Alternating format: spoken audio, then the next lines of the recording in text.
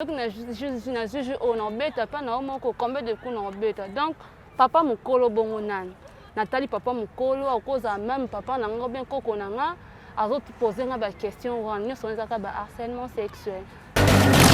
Sauter dans la terrasse, la boîte, aucun de bisika, moi circulation bateau zali. Beaucoup de circonstances, beaucoup de art, fi aïe et pas na ok. Au moment que muto a bien pour que a sombelé le commun.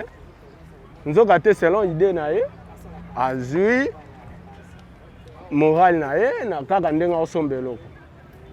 Allez, avis hôtel, on somba nangé l'hôtel mais faut tout dire manae. Alors très souvent, moi si wana bali ko baxelaye ba charge. Au moins na mobile akimi ba responsabilité na ye, akofuta classe bana te, akofuta loko boyete, akimi ba responsabilité na ye, asikeli moi si wana parce que moi si aibi ko luka. Eza maman te ka kwanga, eza la maman ministre, eza la maman nini. Donc le fait que moi si azali na musala, mobile a croisé ma boko. To benga ngo violence. Vous comprenez, tozo reprochons pe na ba papa eza mabe.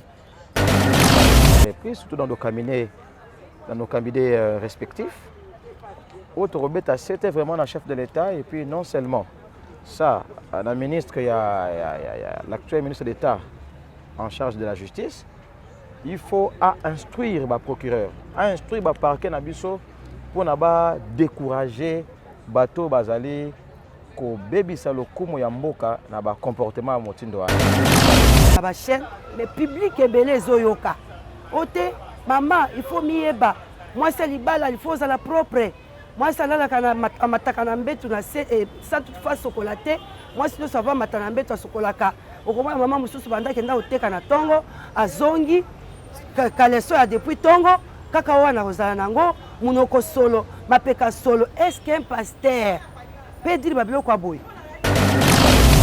On trouve ça dans l'université. Pour les points, les filles sont capables de tout. Mon sous au monde est sa volonté n'a été, mais à ça obligé ça lango parce que c'est trop difficile. Déjà, bazo faut les classes n'a pas si aller à reprendre les sous-sous. Au monde a mis tiki kaka. Et au bébé ça venir à fille parce que peut-être que ça qui est sérieuse, mais en faisant ça une fois, deux fois, c'est fini à comme moins sérieuse.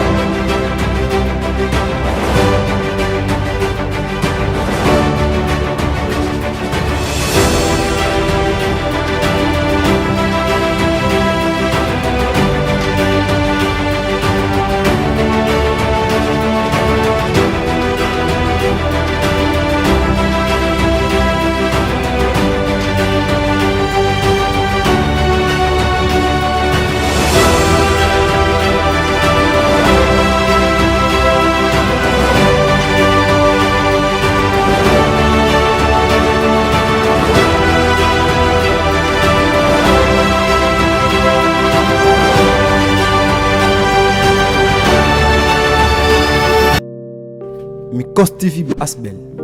Comment s'abonner? C'est simple. Cliquez sur le menu abonner, puis cliquez sur la cloche. Après, appuyez sur subscribe. Ensuite, cliquez sur envoyer toute notification. Likez et vous verrez un message confirmant votre abonnement. Bienvenue dans notre chaîne Mikos TV Asbel, une chaîne à caractère socio-culturel et humanitaire.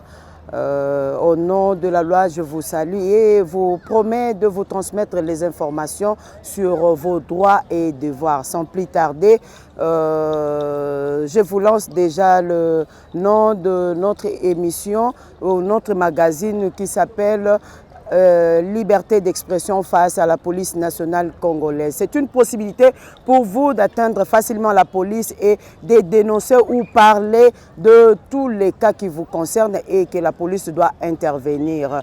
Na koumelate na kolobandenge tolandaki na émission na biso elekaki o elobelaki bongo makambo etali violence sexuelle topé numéro vert o esengeli po bato bayeba ko dénoncer en cas de problème. Alors, na katika kaya cadre ya violence basée sur le genre, le loto kolobela o ezali moko ya ba infraction ya violence sexuelle na kombo ya harcèlement sexuel. Harcèlement sexuel ezali nini? Harcèlement sexuel ezali moko ya ba infraction oyo et ça les marake batu bazali ko ignorer yango na lolenge ezali ko se manifester. Yango ndenge na yebisi bino que avec toute liberté to koyeba ko informer bino comment commencer à comprendre et loko nini to bengi harcèlement sexuel. Harcèlement sexuel mingi mingi to kutana kanango toza ko ignorer existence nango. Harcèlement sexuel na banzela ya musala, na nzela ya université, na nzela ya bana école primaire, na nzela ya ba église to pe na kati ya communauté mobimba tozo kutana nango. Mais ndenge nini esengeli siko toyeba lolenge nango ezali ko se manifester. Je pense que micro na biso ezaki na terrain et puis boko yoka moko moko nini batu bakanisaka na eloko babengi harcèlement sexuel et puis tokoyeba kozonga po to meka kokota na détail pe to pe ko expliquer lolenge nini harcèlement sexuel ezali mabe to pe ezali koboyama na mibeko mboka na biso. Bonjour tonton. Maman, namoni ba produit koza banini? Ouais, tous un produit na biso naturel mélangé na ba plante mususu batanga wisi, eza mélangé na ba plante mususu. Oh, eza pour la douleur de dos, hémorroïdes, estomac, angine. Et eza pour le rhumatisme, alors soulager le rhumatisme, alors faciliter digestion, alors renforcer le système immunitaire. Mon toupé oh eza un taux de sucre, on peut diminuer le taux de sucre. Et eza pour l'infection urinaire, to bengi on a comment on va au chekoto. Eza nini? Yé oyo eza pour la douleur de dos. On doit douleur de dos. Oui, comme on a fort, douleur de dos. Estomac, angine. Donc il n'y a pas trop des inconvénients. Tout ça, la poudre dentaire na biso, la mauvaise haleine, azongelisa pemino, ils ont joué rôle la dentifrice. Oui, dentifrice en poudre. OK. Bon, oh, ils ont épices na biso naturel, ça on a curcuma na gingembre pour na assaisonnement et biloko. Obi-wan ezanini? Oh, dentifrice en poudre. OK. Oh, épices. Oh, ils ont gommage na biso pour na tampo, pour na tabaride. C'est bon, si au coach là on va expliquer ça.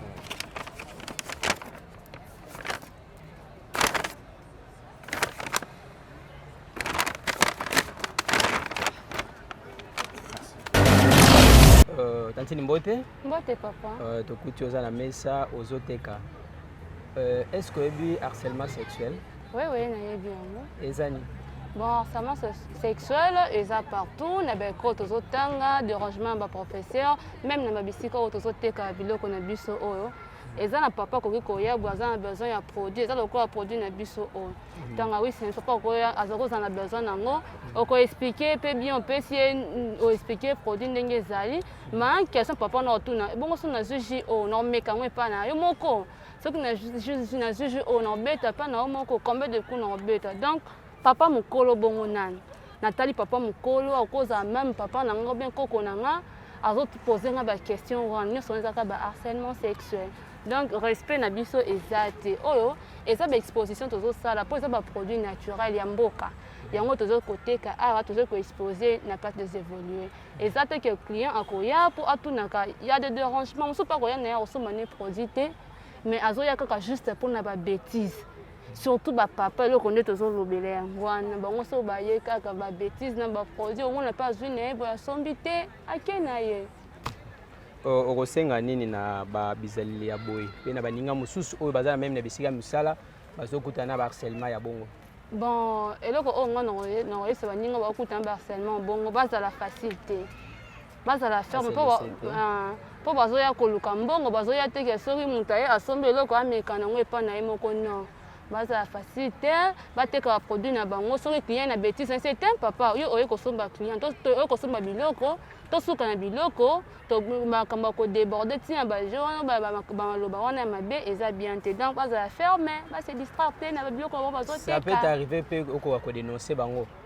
Est-ce que ceux qui mutu alobi no bongo c'est pété oui ko funda pe oui na ko funda parce que papa nazo respecter ngate nazo lokola moi ye moi na bote za na facilité loba na moi ne bongo te et yo loba na côté na oteka poani donc na ko dénoncer Bravo boni oh bien papa kimeza ali vraiment ngolo anzambi na sepeli ko mona yo lelo ndenge ozo sala cop na yo okuta na ko loba boye tokutana na ba action en enfant na banzela tokenda ezaka te mpona omeka koexplike nga papa lelo donc okokende ata biso toteka na baterrasse baboite okokende bisika bato mwa circulation bato ezali okuta bacirconstance moko okuta na art moko fi aye epa na oke omonake moto abengi mpo ke asombela eloko me nzoka te selon idée na ye azwi moral na ye na kaka ndenge osomba eloko ale ayebiso te naosomba na nge eloko te me fo tobima na ye mais so oza mutu moko oresonaka te oza mutu moko busoba okomemama mpe na rythme ya selon ndenge ye ademande sport donc en tout cas vraiment na mboka na biso soki tokocomprendre babétise misusu ezala bajeune fille baosala bandeko misusu baosala en tout cas eza vraiment bien te na ngai vraiment jeune nyonso amemama ndeti jeune nde biso bakoopéra tomemamaka nga na koopéra moko ya ville awa ata kutu mwa kakasere ezalaka na biso bakoopéra mais en tout cas tobundaka kaka toyebi kaka eliki ezali nzambe osala mais na ozenga bajeune fille balukaka mpe lokola jeune fille misusu balukaka na bazandu par-ci par-là. Merci beaucoup. En tout cas, Ndeko Mbote. Oui, bonjour. Toza na ville province à Kinshasa. Biso tozali émission Oyo eza émission à la police face à la population na mamwetali harcèlement sexuel. Ndeko nangai oza na Kinshasa, oza sans ignorer réalité tous les gars na Kinshasa. Dans le milieu de travail, ça arrive aussi que infériorité à moto supériorité à moto et banda ko marquer moi phénomène moko to benga harcèlement malobani ni yo ko talisa na bato baza faible vis-à-vis na bato na bango et vis-à-vis la réalité aux passer na ba société na biso na kata ville Kinshasa. Je pense que la première des choses bato baza victime ya ba gère ba comportement wana il faut d'abord dénoncer parce que il faut l'état yeba il y a des services habilités. Il y a la justice, il y a le parquet. Il faut d'abord commencer par dénoncer. Parce que si vous dénoncez, les autres en sorte que petit à petit, ma camboué diminue ou bien ici là. Je pense que l'harcèlement sexuel au milieu du travail, par exemple, est vraiment courant dans le Canabiso. Moi, étant qu'avocat, c'est que nous constatons à chaque reprise, surtout dans nos cabinets respectifs. Autre Robeta, c'était vraiment le chef de l'État et puis non seulement ça, la ministre, il y a l'actuel ministre d'État en charge de la justice, il faut instruire le procureur, instruire le parquet Nabiso pour décourager bateau bazali ko baby salo kumo ya mboka na ba comportement motindo wana. Et puis actuellement sexuel mingi tout le monde a plus l'aspect l'homme. Ce n'est pas aussi non seulement l'aspect homme, il y a aussi des femmes. Parce que moi, étant qu'avocat, nous recevons parfois de plaintes où il y a des chauffeurs, je donne l'exemple des chauffeurs. Il y a une dame, une patronne, où il a peut-être des problèmes sexuels avec son mari à la maison, qui s'attaque directement à son chauffeur, qui le promet des salaires et consorts, qui crée même des conflits à niveau de la vie conjugale, il y a chauffeur naïe. C'est déjà un harcèlement sexuel parce que Tobé termine ici, mais il y a aussi des femmes qui font de tels actes. Donc je pense que c'est de part et d'autre. Et que l'État, l'État Nabiso, il faut bêta c'était makasi l'État congolais il faut avoir un mécanisme sur le plan au niveau de la justice pour tout décourager ce genre de comportement. Donc c'est un peu ça. À nouveau, disons merci. Oui. Et Zani. Vas-y, bon. Alors l'harcèlement sexuel, ça dépend dans quel niveau, mais quand on parle d'harcèlement, c'est déjà d'être intimidé, harcelé moralement de force par une pensée, peu importe que ce soit physiquement ou verbalement, voilà.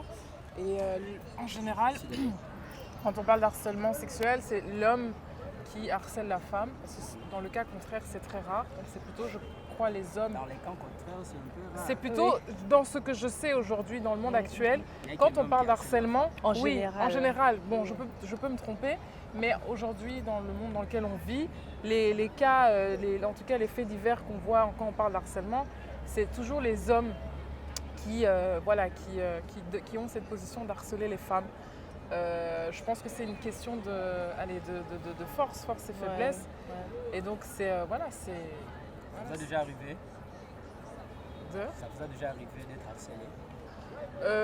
Harcèlement sexuel, franchement au travail oui, mais c'était plus de manière sexiste. Donc mon boss voulait absolument que je sois maquillée, que je puisse être en talons, que je puisse m'habiller d'une manière où en fait il fallait que je plaise. Pour le plaire quoi. Ouais, dans voilà. ce sens-là. Et donc c'était plutôt de l'harcèlement moral, on va dire. Mais sexuellement non. Oui. Mais voilà, donc c'est... Oui, bien sûr. Qu'est-ce que tu peux dire à deux? Non, elle a tout à fait raison, c'est presque les mêmes choses. Moi j'ai été aussi à l'étranger où j'ai fait mes études, que je tais le nom. C'était pratiquement la même chose parce qu'on n'a pas les mêmes valeurs, on n'a pas les mêmes cultures.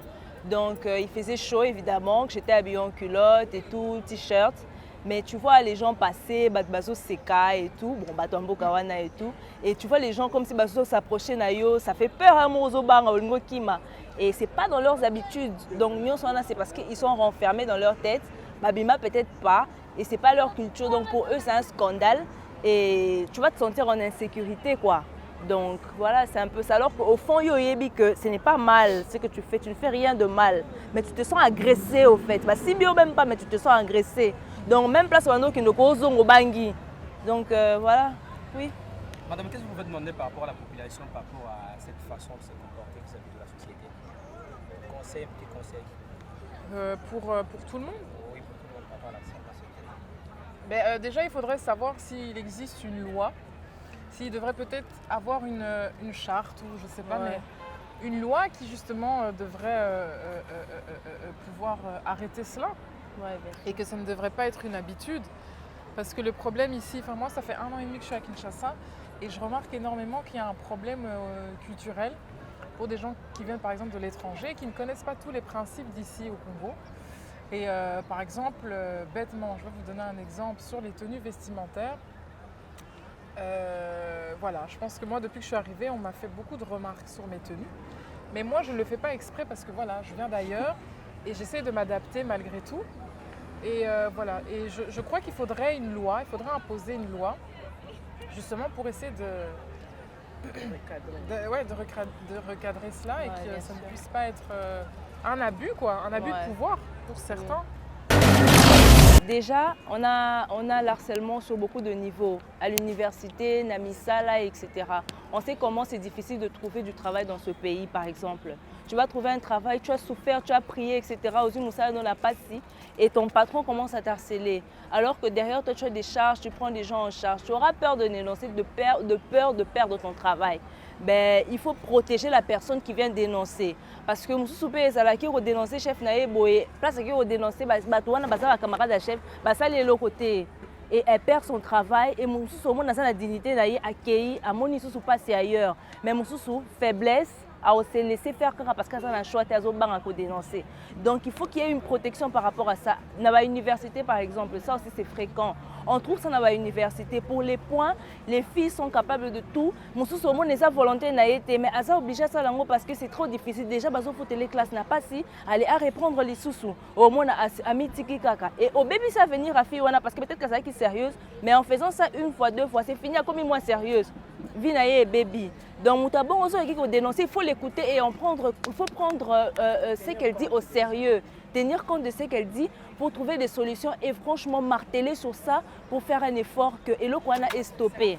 La femme est vraiment menacée par rapport à ça dans le milieu ébélé. École, université, Moussala, oui, et la réalité, on voit ça. Tous sont rencontrés en gros. Donc on va demander peut-être que ceux qui se plaindre, si la personne va se plaindre au fait chez l'État ou je ne sais pas chez la police, qu'on prenne en compte et en considération franchement sa plainte et qu'on fasse quelque chose. Et qu'on fasse vraiment quelque chose. Ça va participer de toute façon à l'évolution de notre pays aussi. Parce que c'est pour ça qu'on a des conséquences. On rencontre des gens qui finissent l'école, mais avec rien dans la tête, justement parce qu'elle est passée comme ça en échangeant les points contre son corps et elle n'avait rien dans sa tête. Voilà, c'est un peu ça.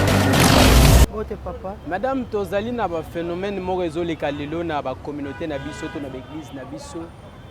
Oyo ba maman bazali mingi ba victime ya auto bengango harcèlement. Bazali koyeba yango te baza ko ignorer. Vous en étant qu'une dame, moi si oyo azali na boyebi, koyi ko talisa biso. Pe lelo basala nzambe mingi. Oh to benga papa pasteur bien pasteur le ngwe ko maka ba dadi. Raison ezanini. La parole. Merci papa na mutuna na yo. Ya liboso na pesi merci. Du fait que les autres sangani poto pesa moi lumière muke na makambo tozali ko vivre na mangomba ya mukolo lelo. Oyo toye ko constater que plus ba église ebele et comme ko boma mabala ya bandimi na bango. À tout moment ba pasteur ezaka prophétie ebimi Zamba tali singa boye. Zamba lobi mama tel. Sima ya kilte seketo kutana nayo, Zamba révélé ngai likambo. Maman na otika la sima église. Oyo ba osola pasteur tokoyeba yango te. Aza mwasi ya libala, des fois ngonga walingaki azonga na ndako na ye po alambela mobana ye na bana, pasteur akozwa ye ngonga ebele ke Nzamba tali singa boye. Na kati ya libota na yo, mobali na yo azali kotambola na basi mususu mobali na yo tomonaki ye quelque part na coin. En tout cas phénomène wana ba église ebele ekomi makasi. Tokoki ko citer quelques églises mais eza na importance te ba pasteur ba salela keloko wana. En tout cas eza lisumu bazo sala sans toutefois koyeba ke maloba zo bimisa liboso ya bandimi ou bien liboso ya ba mama eza maloba moko ezali ko correspondre à tamukete na Bible. Oki ko mona pasteur qu'il te sili o ba mama botika la toza na réunion na bino. O mona pasteur qu'il te sili ba jeune bokende te. Toza ba solo na bino après église. Era kotika na ba mama wana maloba ya malamu o zo sona ba mama ezate. Omoni kaka o mama yo lobi okoleka na bureau na ngai nazala masolo na biso mbale ser nani ser tel Zamba tali singa boye bomo nanga na bureau nanga. Un pasteur qui se met devant l'église azo parvenir koloba makambo ezata malamu te puisque ba musu bazoloba na ba chaîne mais public ebele ezoyoka. Ote maman il faut mieba moi c'est libala il faut la propre. Moi ça la kana mataka na mbetu na sans toutefois sokolaté. Moi si nous savons matana mbetu sokolaka. Okomona maman mususu banda kenda oteka na tongo azongi kaleso ya depuis tongo kaka wana kozala nango munoko solo mapeka solo. Est-ce qu'un pasteur peut dire babiloko kwa boy on les a déjà seulement azo excellé basi ya batu sans le savoir lui étant qu'un homme de Dieu biloko kwa boy ko koloba ngote na misu pe ya batu ebele puisque razo le kana chaîne batu ebele bazolanda ye et razo te yango na kati église batu baza ebele comment yo za pasteur okendo koloba ke moi ça lumbaka solo kaleson solo o bamba parfait à 1000 francs bon na kangote ozi moi parfait pakoli na se ya mapeka na yo papa alala ayoka solo ya malamu. Est-ce que musali ya nzambe akoki koloba biloko ya boye yango papa tozali kote ya lelo public ke biloko ya boye badenosaka wana aza mosali na nzambe te azopesa donc yebisanga neti exemple akoloba ke mwasi solo mapeka solo ekomami wapi na bible ese so totuli pasteur akopesa biso verset biblique oyo elobi ke mwasi il faut pas lumba solo mapeka solo kaleso solo papa journaliste na banzi eza makambo ya biso koloba kodenonse yango tozosenga na bapaster bateya bandimi maloba selon bible genèse elobi nini révélation elobi nini Matthieu elobi nini to se référer na bible lelo bapaster makomba pasteur sentimental era kote ya boye bato babeti maboko mais bato bazolanda o babi pe bible bazomona yango mabe yango tozosala appel na baeglise songolo pakala oyo yebi ke elobaka biloko ya boye ezali harcèlement bazosala yango sans le savoir papa na ngai mwa moke nazalaki nango akocontribue eza wana nayebi te soki motuna mosusu ezali nazali disposé mpona kopesa mpe biyano ya bamama oyo bazonéglige bafoyer mama ye mosani kolula papa paster paster olataki bien paster otei kitoko mobali na ndako malamu te puisque mpe bible elobi une femme sage bâtit sa maison une femme insensée azali kodétruire mpo okende kolula elateli ya paster na yo banda nano na oyo ya mobali na kati ya ndako ava bima soki oza mwasi ya mayele otelemisa ye papa telema nano kutu papa elamba kolata ifo euta na shwa ya mwasi puisque mwasi nde mama nde mutu nde likonzi ya ndako mobali kobima na ye kozonga na ye ezodépendre na mwasi puisque il faut mama oyo ayebi savoir vivre elamba ya mobali ye moko nde akoluka ye moko nde akorepasse aprévoir déjà ke lobi na ntongo oyo mobali na ngai azolamuka akoti dushe asukoli akolata boye atie kaleson na ye chaussette na ye sengle na ye chemise na ye olia akende kolula mosali na nzambe pa papa na bosali mpe eloko moko lelo baeglise ebele ekomi kaka mama ozokende wapi nake pa dadi lelo dadi azoteya biso lelo toza na sembe bapaste bokomi badadi bamosu nake pa papa oyo aboti yo papa nani tokomi koyoka bapelation ekomi ebele ya bapaster dadi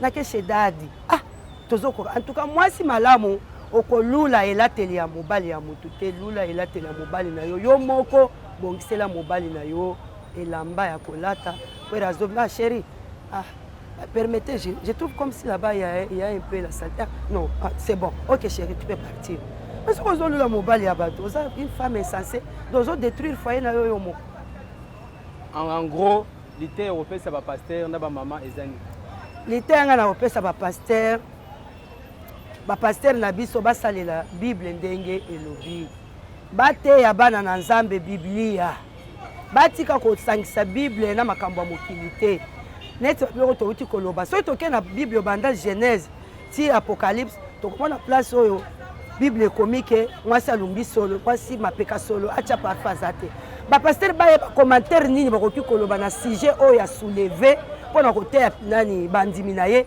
atika koloba biloko ya sentiment mpo publike eyoka ye babetele maboko eza kobeta maboko ezali koderute bana na nzambe na bamama na biso mpe oyo oyebiki oza mwasi ya libala otiki papa na bana na ndako papa mosusu bakenda na bango église na basi te bafoye moke nde ezalaka papa na mama na bana bakumbani bake église me bapapa mosusu bakendaka na bango rale me yo oza mama oza mwasi ya libala oke kosambela paster ayebi soki mama tikala tosolola parfois na ntongo olambaki ata eloko te papa alia ata déjeuner ya ntongo papa amelaki te yo obimi na ndako 8h otiki papa na nzala oke église ozozonga na ndako 16h en tout cas matin nazoyebisa bamama babiloko wana eza comportement mama oyo ayebi nzambe mpo balobi mwasi oyo ayebi nzambe akobanda nano kosaki bonzambe na ye na kati ya ndako na ye puisque bible elobi mwasi azala soumise na mobali na ye oza mwasi ya malamu mpo okende église il faut papa akomela nini soki naumeli midi mobali na nga akolia aire nini eno mpo olamuki ozwi kaso ya yo moko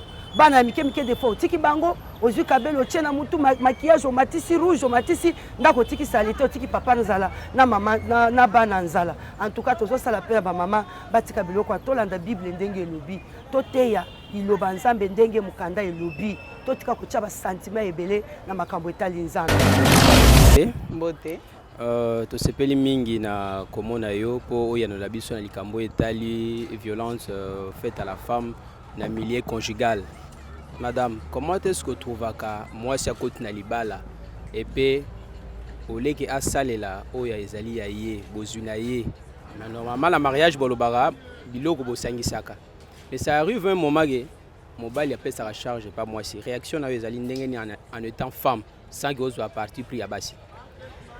Nakoloba beaucoup plus en tant que femme entrepreneur parce que dans le milieu na biso ba femme entrepreneur ba maman ebelé au bazan na kati ya business balelaka likambo ya harcèlement, violence ya mibali pe ya belle famille, hein ya batou autour ya likambo ya mbongo parce que moi si azoluka. Moi si azoluka azobima na tongo loka mobile ke ko luka pe mbongo pa lesa libota na ye. Alors très souvent moi si wana bali ko bakisela ye ba charge au moins na mobile akimi ba responsabilité na ye akofuta classe bana te akofuta eloko boyete akimi ba responsabilité na ye asikeli moi si wana parce que moi si aibi ko luka eza maman te ka kwanga eza la maman ministre eza la maman nini donc le fait que moi si azali na musala mobile a croisé maboko tobenga ngo violence zo comprendre tozo reprocher on pe na ba papa eza mabe parce que ezate pour moi si azoluka yo kangi maboko okomika kotalela mwasi to kopesa ye ba responsabilité et puis kobanda koloba mwasi ezali impoli parce que mingi ezaka bongo makamnyo so mwasi osale komika kana trea mbongo na ezo pesa mutu makasi mbongo na ezo pesa lolendo yo ebi ko respecter belle famille te poza na mbongo obanga ka batu te poza na mbongo or papa paza na mbongo papa pasala ka musala mazape na belle famille azape na façon kovana na mwasi na ye makovani saka mwasi wana ya mbongo mwasi impoli mwasi lolendo mwasi boye et puis ba sortie ya mwasi wana ata yebi na ezali ba sortie en rapport à musala mais mwasi mbo vanda kana ndako te mwasi mbo kipaka ngai te donc wana peut mo bengo pe forme ya violence parce que ba sebele baza na kati ya entrepreneuriat baza ko vivre penza violence wana na niveau moko ndima te et baza obligé à ko se taire parce que soka meki koloba balobi mbongo na mutezo lobisa yo mbongo na mutezo peso lolendo alors du coup mwasi avandi azo souffrir nango. Et parfois, ça perturbe même le travail à moi aussi. Tant que je suis pendant 2-3 jours, quand il y a Marambambongo, quand il y a incompréhension, il y a Moussala moi aussi, et que déstabiliser peu Moussala et moi aussi place à Zali, la relation to Moussala Moussala Azapé découragé, alors que moi, ça a apporté na libala nae, a apporté na libota nae. Il est bien en violence conjugale, mais il y a beaucoup plus pour na basi entrepreneur. Donc on a entrepreneur à tous les niveaux. Donc moi je suis azoteka kwangwa azoteka madeso azoteka nini wa matiti na niveau nyonso.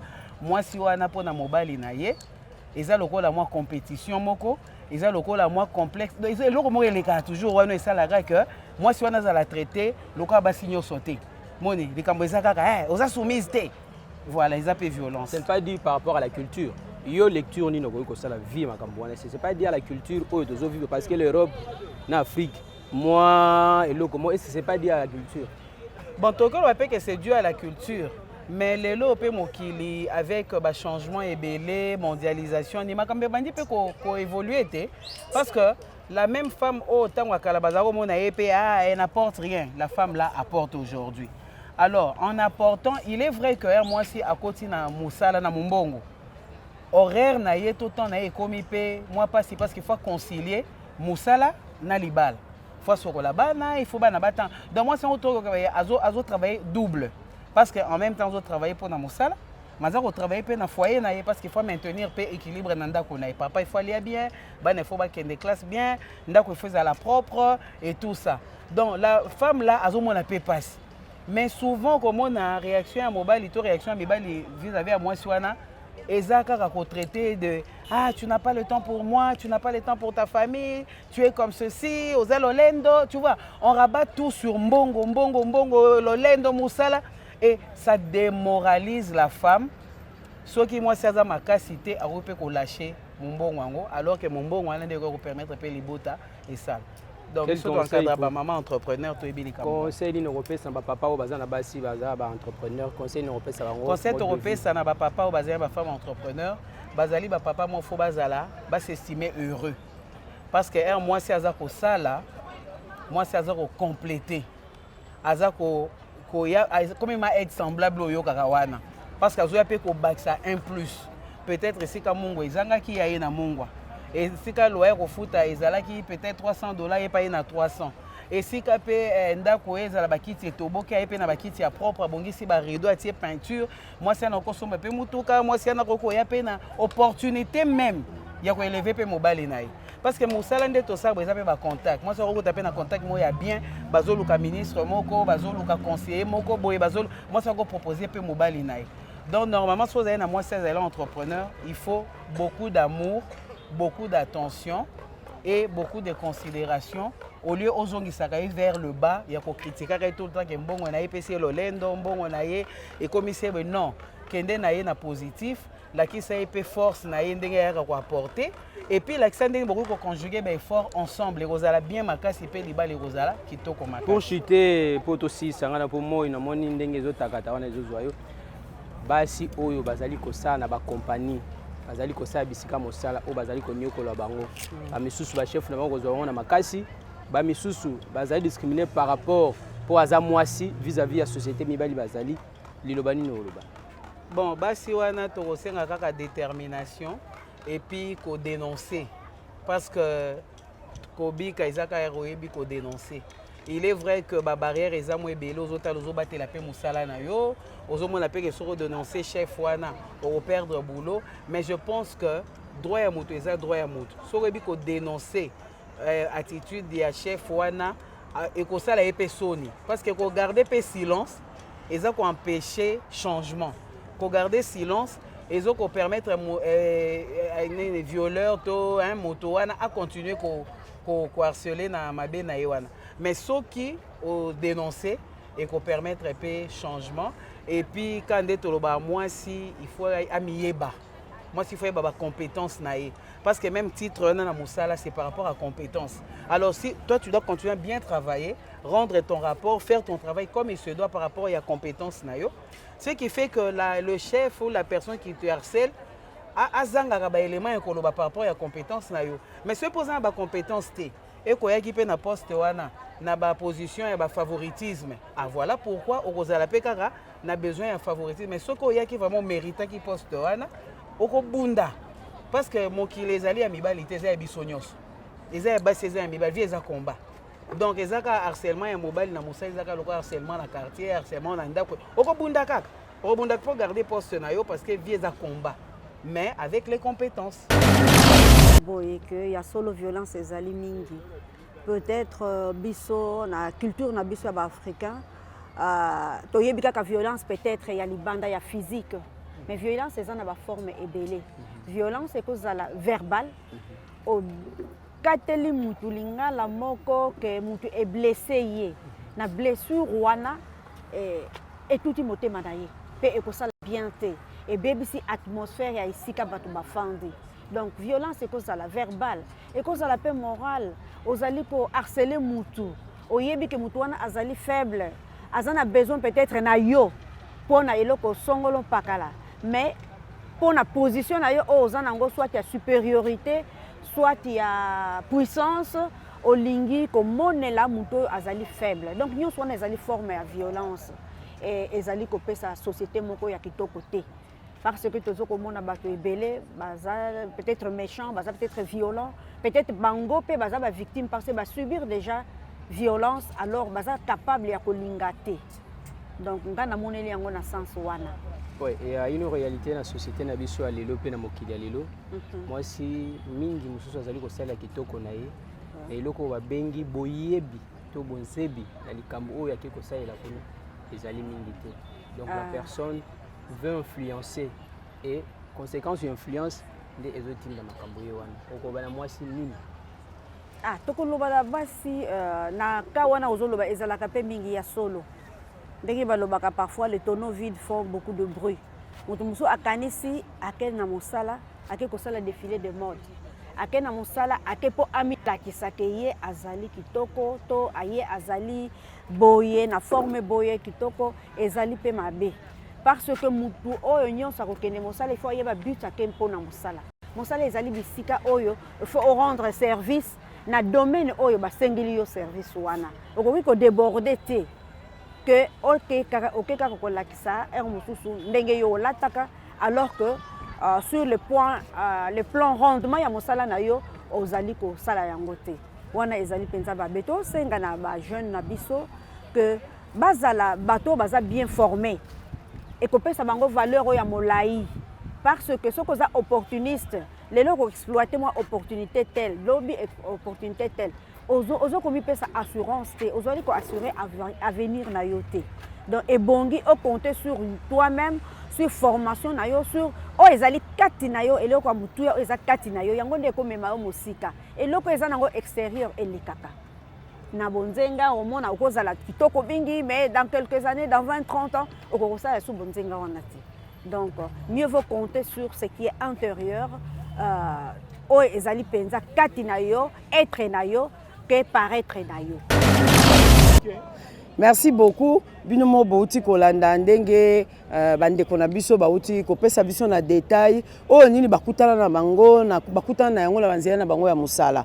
Par exemple moni mama wana une jeune femme oyo olie kende kosala buzoba aye komi pesa ton na ye na koteka mais na kati ya koteka wana ememeli ngambo harcèlement landie ti likolo ya mesa na ye na bandeko mibali o bayaka osomba biloko. Est-ce que vous trouvez ça normal okuti jeune fille o yebi kazali mwasi na yote ya pesi yo produit o ezali pona intérêt à santé non mais yo lingo talisa yeke et pas na inde faut meka produit wana ezali lolenge ya ko harceler mwasi ezali pe la manque à respect à tant que moto oyo ezali pe moko to benga ba violence basée sur le genre. Alors parce que soko kuti moninga no mobali azoteka okoyebi sete ke soko atekeli yo okomeka ngo epa nani eza lokola ndeko mususu ya mwasi oyo azali ko atalisi biso ndenge nini harcèlement ezoke na niveau ya ba étudiant tout ça na niveau ya misala mais biso surtout toyebi na likambo alobi aza na torte musala ko lukango eza pasi mais tango mutu azwi musala mais akomi kokutana na ba contrainte ezosala ke apona entre musala na kosede nzoto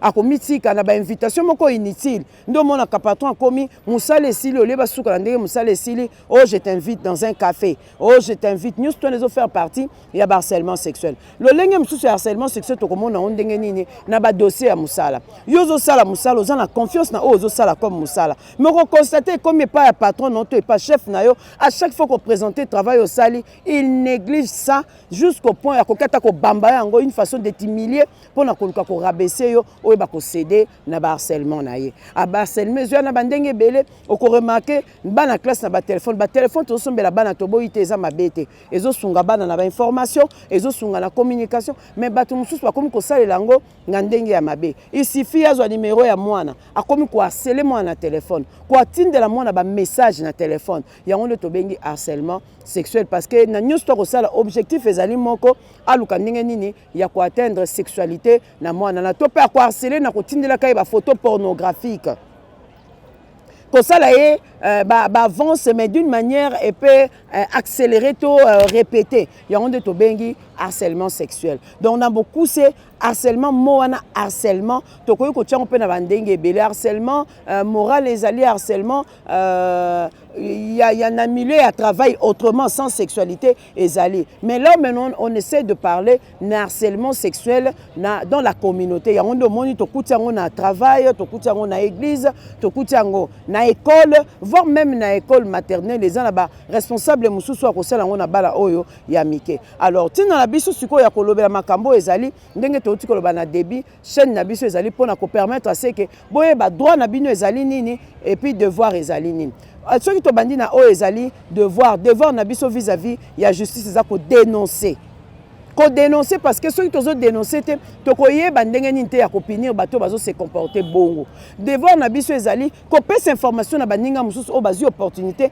ya koyoka te alors o ezali ya ba droit na biso ezali ya koyeba ko porter plainte contre mutu oyo aye komemela buzoba par exemple mutu azo tenir ba langage tel que sona sombi kisi oyo na komekango epana tu peux carrément dénoncer et puis porter plainte contre ye et lo que ça plus important ko yebake pour na ba plainte bongo ezali ya ofele alors na yebi mbala mingi to se ezalaka mingi réservé pour na kotala ke tant na kofunda ye ya za na mbongo na été législateur ayebaki makambo na nyonso to ezali yango yaki ko penser na ko créer unité oyo ezali pour na répression pour na ba comportement nyonso to ya bongo yango to bengi yango unité de protection de l'enfant paix de lutte contre les violences basées sur les genres o ngamoko nazali mokambi na yango alors yango na kotala ke information pour ekomela bato na ndenge oyo esengeli yango nde tozo kende na ndenge ya kotalisa ngo na nzela ya ba ya communication ya média toujours talisa ngo po muto meka koyoka information ayeba ko dénoncer pe ayeba ko telemela oyo tobengi ba comportement nyonso tout indigne oyo citoyen nyonso to akoki kosala vis-à-vis ya l'autre.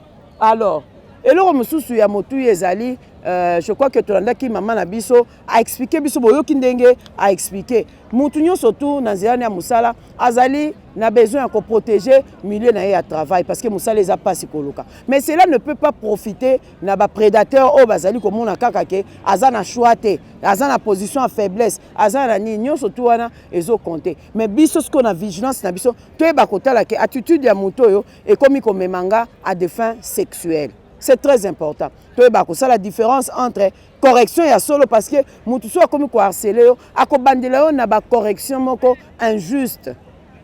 Ako bandela na makambo moko et puis jusqu'au ya se ki ako privé même yo na ba avantage ezali lié na musala. Nyo surtout ka pocha na position de faiblesse pour tant mokola ko zo courage akoloba no likambo oyo ba ko céder. Yango wana to sengi na bino ndenge toyeba toujours koloba sima kolanda émission na biso oyo toyeba ko s'abonner po tozanga ta numéro moko te ya makambo etali ba droit na biso pe ba devoir vis-à-vis na ma infraction liée na violence basée sur le genre. C'est très important mingi to mona kango na musika des fois on entend parler de violences sexuelles mais soki toyebi ko poussa la pembeni nango te toyebi ko landa te tokotika toujours ignorant vis-à-vis ya ba droit o ezali ya biso tokoyeba ndenge ni ya komi défendre te face ya lolenge ya ba infraction wana otoko toti kotanga harcèlement sexuel violence sexuelle na kanisi na bokebi nyonso tu bo uti kolanda oyo to uti kotalisa bino to pe ototi kolobela bino to se limiter wana te numéro na biso oyo ezali ko afficher na baya écran na biso et ko permettre à ceux qui tokota na contact po toyeba ko tuna mituna nyonso to ezali très important mituna nyonso to oyo ekosunga biso na ba réponse po to yeba nini esengeli to sala to pe nini esengeli to sala te. Alors sans plus tarder na ko banda déjà ko pesa bino au revoir en commençant par caméraman Nabiso, les terribles caméraman, pe monteur. Na koeba ko remercier journaliste Nabiso, Romeo Tunga o azaki Nabiso na mituna na terrain, tope o asola ki na bande ko Nabiso ba sepela ki ko kabola Nabiso connaissance na bango en matière ya harcèlement sexuel, tope ba infraction moko ya ba infraction ya violence sexuelle. Alors na komina suka na bandeli kolobato c'est abonné massivement poto zangata élément mon côté na kati ya émission na biso liberté d'expression face à la police nationale. Nde tolobaki to pesi bino possibilité à cause la contact direct na la police peto yeba o ezali bongo ba droit na biso. Merci beaucoup. Tokutani na prochaine émission. Bye.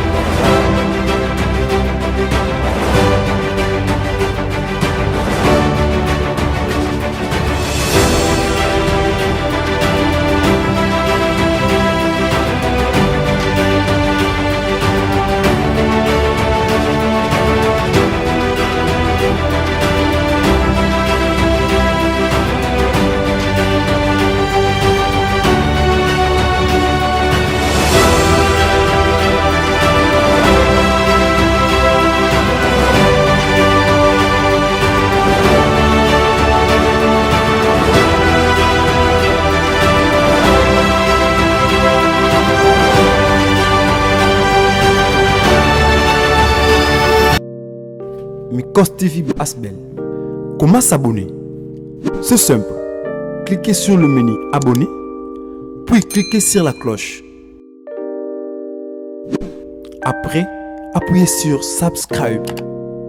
Ensuite, cliquez sur Envoyer toutes notifications. Likez.